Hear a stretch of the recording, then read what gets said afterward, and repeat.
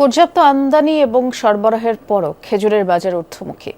চট্টগ্রামে প্রতি বছর রমজানের আগে যে চিত্র দেখা যায় এবারও তার ব্যতিক্রম হয়নি।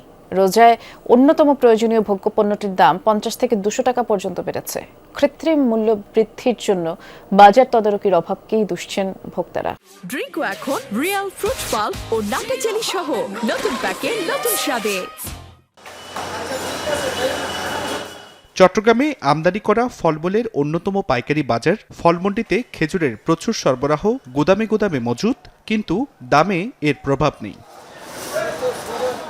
বাজারে বর্তমানে অন্তত 25 ধরনের খেজুর মিলছে। এর মধ্যে মেটজুল কেজিপ্রতি 550 থেকে 600 টাকায়, নাগাল কেজিপ্রতি 280 টাকা, মরিয়ম খেজুর 800 থেকে 1000 টাকা এবং আজোয়া খেজুর বিক্রি হচ্ছে 800 থেকে 900 টাকায়। প্রতি কেজি ও কার্টন প্রতি দাম বেড়েছে 50 থেকে 200 টাকা পর্যন্ত। আগাম শুনছি দামটা হয়তো বেড়ে যেতে পারে, সেজন্য আমি আগেই আগাম কিনে নেওয়ার জন্য চেষ্টা করছি। আমরা যারা মধ্যবিত্ত আছি, নিম্ন মধ্যবিত্ত আছি, আমরা যেন দামটা নিয়ন্ত্রণে থাকলে একটু কেনাকাটা করতে পারি। আজোয়া, তারপরে এই মাশরুম, এই টাইপের আর কি। দাম তো চাচ্ছে ওরা অনেক করে, কি এখন গতবারের চেয়ে একটু বেশি মনে হচ্ছে, কেন জানি কি। আগে যেভাবে রেট কম পাইছে, এখন তো দেখতেছি হাই রেট। কেন আমি এখানে মধ্যে উঠতেছি, সবচেয়ে দাম বেশি, সব জায়গাতে দাম বেশি, একের অর্থাৎ কি দাম রেট আগের থেকে অনেক বেশি। এবছর চাহিদার তুলনায় অনেক বেশি খেজুর আমদানি হয়েছে। চট্টগ্রাম বন্দর দিয়ে টনে টনে এসেছে। বাজার স্থিতিশীল রাখতে আমদানি শুল্ক হার 25% থেকে কমিয়ে 15% করে সরকার। তারপরও ঠিকই দাম ঊর্ধ্বমুখী। এজন্য বন্দরে ধর্মঘট, খালাসেদেরির পাশাপাশি পরিবহন ও সংরক্ষণে বেশি খরচকে দুষছেন ব্যবসায়ীরা। ক্রেতাদের প্রতিক্রিয়া আসলে কিছু ক্ষেত্রে হয়তো একটু করে এরা, মানে দামটা যে গত বছরের সাথে তুলনা করে তখন আসলে একটু হয় আর কি। এমনি মোটামুটি নর্মাল। গত বছরের তুলনায় তো আসলে তো এটা ইনফ্লেশনের জন্য তো বেড়ে যায় অনেক ক্ষেত্রে দাম, যে কোনো জিনিসের দাম তো ইনফ্লেশনের জন্য বেড়ে যায়। 15 দিন পর্যন্ত আমাদের কোর্ট থেকে মাল তুলতে পারে না, সেই জন্য মালের দাম কিছু বাড়ে গেছে। এই জন্য এখন তো কিছু তো আমরাও তো বুঝতে পারি না। আগে ছিল 18 টাকা, এখন হচ্ছে 2200 টাকা। দাম হয়তো একটু ওঠা বসা এরকম হইতেছে, উপরে নিচে হইতেছে, উপরে এমন বেশি না যে বেশি হইতেছে, আবার এমন নিচেও না যে নিচু হইতেছে। কৃত্রিম মূল্যবৃদ্ধি ঠেকাতে বাজার তদারকির তাগিদ ভোক্তাদের।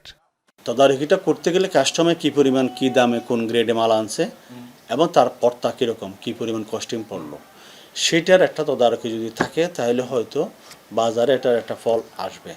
তবে আমাদের বিশ্বাস যে সরকার যেহেতু 10% আমদানি শুল্ক কমিয়েছেন এবং ইন্টারন্যাশনাল মার্কেটও কিন্তু এবারে মানে খেজুরের দাম সেরকম বাড়ে নাই, সেক্ষেত্রে অন্যান্য বছরের তুলনায় দাম কিন্তু কম হওয়ার কথা। সারা বছর খেজুরের যে চাহিদা, শুধু রমজানে একপাশেই তার চেয়ে বেশি চাহিদা থাকে। এই সুযোগটাই নেই অসাধু ব্যবসায়ীরা।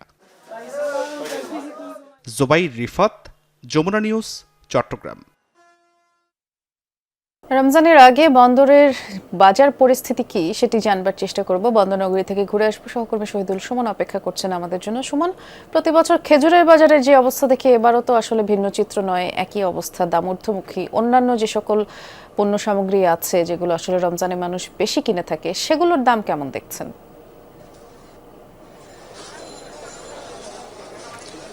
বৃষ্টি, আপনাকে আগে একটি তথ্য দিয়ে রাখি, সেটি হচ্ছে গত বছরের তুলনায় কিন্তু এবছর নিত্যপণ্যের দাম, বিশেষ করে ছোলা, চিনি, খেজুর, ডাল, এইসব পণ্যের দাম কিছুটা কম রয়েছে। তবে বেড়েছে এটি হচ্ছে গত 2 সপ্তাহ ধরে, অর্থাৎ রমজান যত ঘনিয়ে আসছে নিত্যপণ্যের দাম ততই বাড়ছে। আমি যদি বলি সপ্তাহ 2 আগে যে ছোলা 68 টাকা ছিল সেটি এখন 72 টাকা, যে ছোলা 80 টাকা ছিল সেটি এখন 85 টাকায় বিক্রি হচ্ছে, সেটি পাইকারি। খুচরোতে আরো কিছুটা খরচ যুক্ত হয়ে সেটি আরো 2-1 টাকা বেশিতে বিক্রি হচ্ছে। একই সাথে খেজুরের দামও আসলে গত বছর তুলনায় কিছুটা কম দাবি করছেন ব্যবসায়ীরা। তবে তারা বলছেন এটি বন্দরের নানা ধরনের যে কর্মবিরতি গেল, ধর্মঘট গেল, সেটির কারণে যে ড্যামারের চার্জ কিংবা আমদানিকারকদের যে ক্ষতিটা হয়েছে সেটি তুলতে গিয়েই আসলে মূলত কিছুটা দাম বেড়েছে।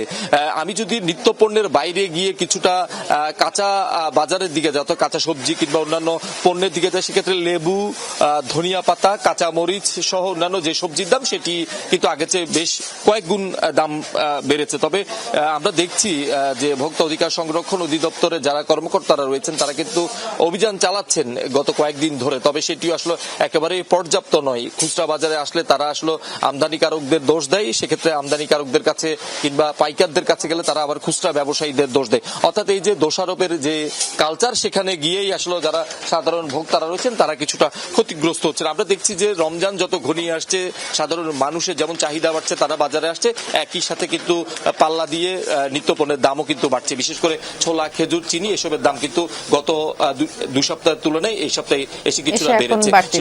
ধন্যবাদ, আপনি বিস্তারিত জানাচ্ছিলেন।